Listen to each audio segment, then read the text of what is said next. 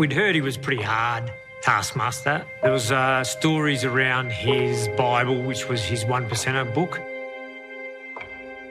But I remember sitting down and having a conversation with him at a coffee shop near his house. He just said, "You're not captain because of what you're going to be. You're captain because of what you are." This is the greatest opportunity. It may never happen again, boys. I know some of you are young and you think it'll happen again. It doesn't just turn up.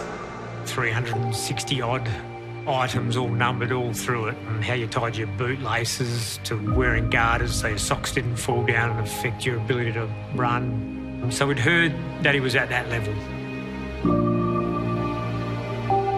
So when we heard Mick had been appointed, obviously knew a little bit about the fact that he played at Richmond and that he was coaching Footscray.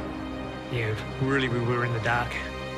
You know, family relocated them to Perth as part of his coaching journey to a club that was young. He really showed us straight up that his knowledge was elite of the competition.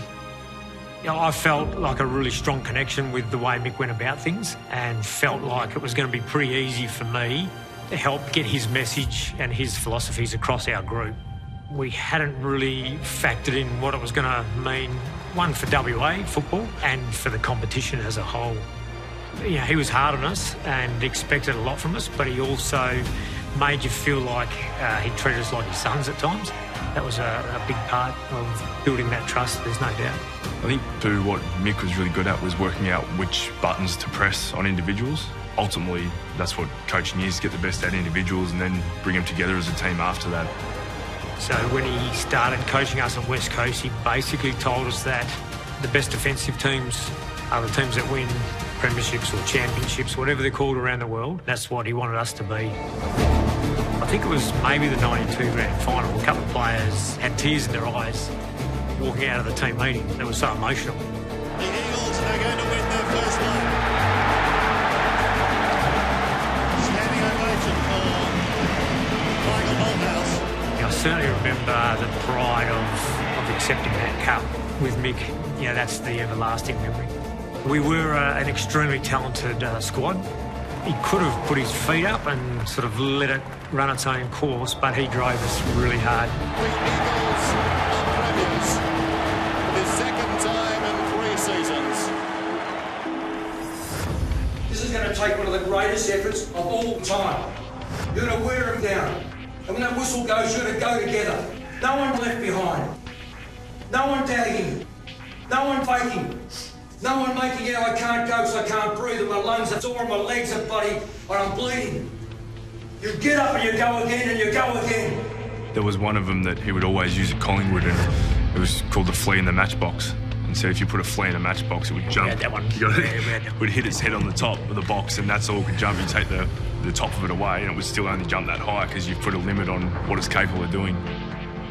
He went outside of the norm to try and find not only motivation in different ways, like the war analogies, but also to find something to do with the game plan that would help the team and be something that was groundbreaking.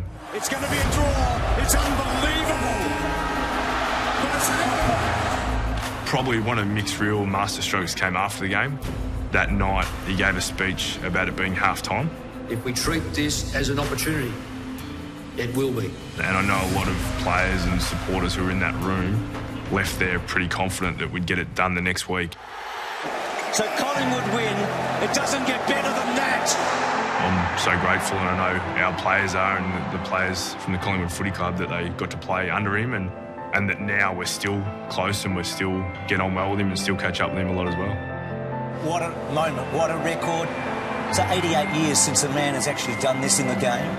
You know, to be a coach for that long, you have to read the cues better and get them right more often than not.